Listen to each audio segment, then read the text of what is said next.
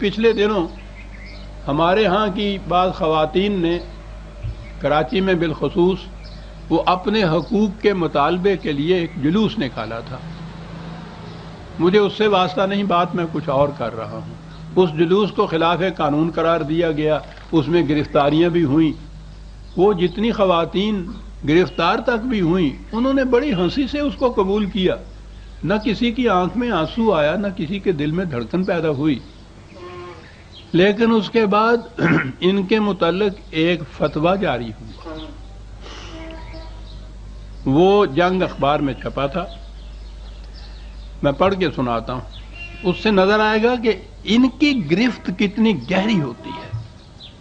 جمعیت العلماء جموں و کشمیر کے مرکزی ڈپٹی چیف آرگنائزر مولانا عبد الرزاق چشتی نے فتویٰ دیا ہے کہ قانون شہادت کے خلاف حال ہی میں لاہور میں نکالے جانے والے جلوس میں جن شادی شدہ خواتین نے حصہ لیا ہے ان کے نکاح ٹوٹ گئے ہیں.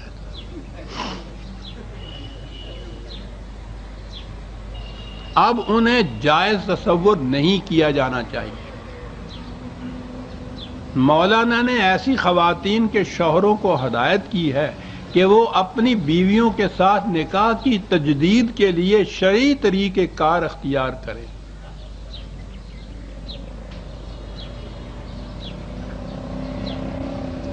ایک بیان میں مولانا نے کہا کہ جن خواتین نے جلوس میں شرکت کی ہے انہوں نے خدا اور قانون پاک کی تعلیمات کی خلاف ورزی کی ہے، کیونکہ انہوں نے ایک مقدس قانون کو چیلنج کیا ہے جو نہ خدا کا ہے نہ رسول کا ہے.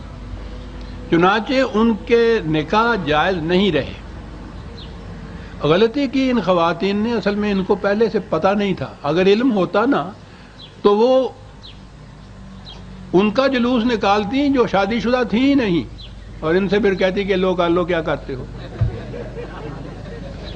میرا خیال ہے آئندہ وہ محتاط رہیں گی اس معاملے کے اندر. اس کے ساتھ مولانا نے کہا کہ جن سیاسی جماعتوں نے، اجتماعی اور افراد نے نجی طور پر عورتوں کی حمایت میں جلوس میں شرکت کی ہے وہ بھی خدا اور اس کے رسول کے مجرم ہیں. انہوں نے مذہبی تعلیمات کی توہین کی ہے، اس لیے وہ پھانسی کے مستحق ہیں. تو وہ تجدید نکاح کی تو نوبت ہی نہیں آئے گی، انہیں تو پھانسی مل جائے گی. وہ پھر مولوی صاحب نہ نکاح کر دیں پھر. لیکن میں عرض کر رہا تھا کہ ان کی گرفت کتنی مضبوط. آپ حیران ہوں گے کہ اس سے پیشتر لکھی پڑھی خواتین، ان میں سے جو خواتین ایسی تھی جن پر ابھی مذہب کی گرفت تھی، وہ آئیں، میں نے انہیں دیکھا کہ رنگ اڑا ہوا، دل دھڑک رہا ہے، پریشان خاطر ہو رہی ہیں. اور یہ صورت کہ جب نکاح ہی باقی جائز نہ رہا، میاں بیوی کے تعلقات ناجائز ہو گئے، تو یہ باقی عمر گزرے گی کس سے؟ وہ کانپ رہی تھیں، لرز رہی تھیں اس صورت سے. یعنی وہ جو حکومت نے ان کی گرفتاری بھی کی اور شاید میرا خیال ہے کہ کہیں جیل یا حوالات میں بھی بھیجا، اس کا انہیں کوئی قلق اور صدمہ نہیں تھا، کوئی اثر نہیں تھا اس کا. اس کا اثر اتنا تھا کہ وہ لرز رہی تھیں کہ اب اس کے بعد کیا ہوگا. اور یہ تو ایک واقعہ ہے. ہمارے ہاں تو آئے دن یہ واقعات ہوتے رہتے ہیں. غصے میں آ کے ایک شخص بیوی سے کہتا ہے طلاق طلاق طلاق، 1 2 3، مولوی صاحب فتویٰ دے دیتے ہیں کہ نکاح ٹوٹ گیا. تو انہوں نے کہا کہ کوئی بات نہیں ہے، ٹوٹ گیا ہے تو اسی ہن گنڈ دے لینے آ گیا. انہوں خود ہی ہم باندھ لیں گے. کہنے لگے نہیں صاحب، یہ تو شریعت کا مسئلہ ہے. کیا ہوگا کہ یہ آپ کی بیوی، یعنی غصے میں طلاق طلاق اس نے کہا ہے، تو آپ کی بیوی، سنیے عزیزان من یہ اس فیصلہ، آپ کی بیوی ایک رات کے لیے کسی دوسرے شخص سے نکاح کر کے اس سے ہم بستر ہوگی، صبح کو وہ اسے طلاق دے گا، پھر وہ آپ کے ساتھ تجدید نکاح کر سکے گی. میرے سامنے یہ واقعات آتے ہیں.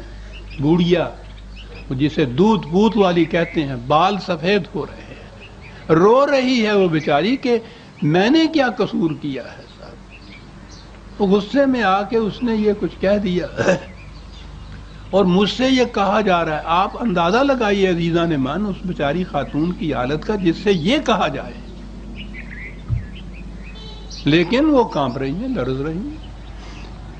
حکومت کا کوئی قانون اس کی خلاف ورزی، اس کی سزا یہ کیفیت نہیں قلب میں اس طرح کی پیدا کر سکتی جو ان کا یہ ایک فتویٰ کر سکتا ہے۔ یہ ہے ان کی گرفت۔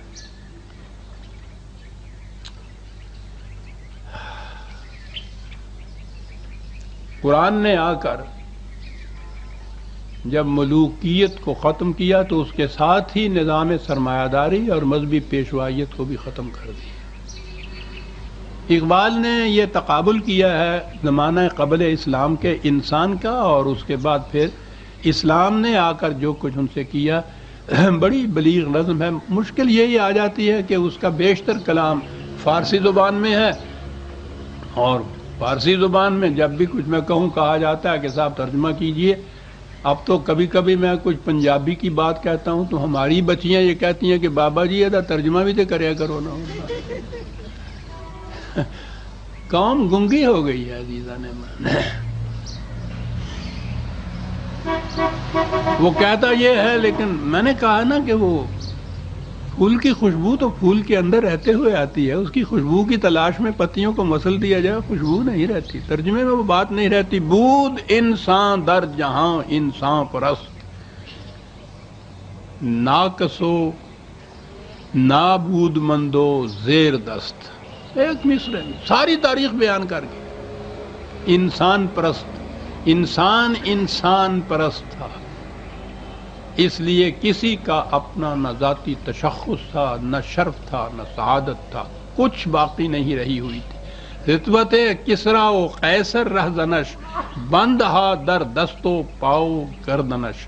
ملوکیت کی یہ کیفیت تھی کہ جکڑی ہوئی تھی اس نے اپنی زنجیروں میں ان کے ہاتھ پاؤں گردنے، اور اس کے ساتھ کاہنوں پاپاؤ سلطانوں امیر بہر یک نخچیر صد نخچیر گیر۔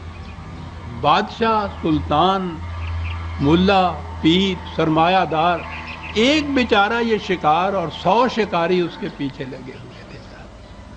از غلامی فطرت او دوں شدہ، کیا مصرع ہے، نغمہ اندر نئے او خون شدہ۔ غلامی سے اس کی فطرت ہی بڑی پست ہو گئی تھی۔ اس کے نئے میں، اس کی بنسری میں نغمے تو تھے، لیکن وہ اس استبداد تھے جم کر خون بن گئے ہوئے تھے انسان کی۔ یہ انسان کی کیفیت تھی بعثت نبی اکرم صلی اللہ علیہ وسلم، اور اس کے بعد اس نے کہا کہ نقش قرآن تا دریں عالم نشست، نقش ہائے کہن و پاپا شکست۔ قرآن کا نظام آ کر مسلط ہوا تو یہ تمام نقوش باطل جو تھے وہ اس طرح مٹ گئے جیسے سورج کے طلوع ہو جانے سے تاریکیاں مٹ جاتی ہیں۔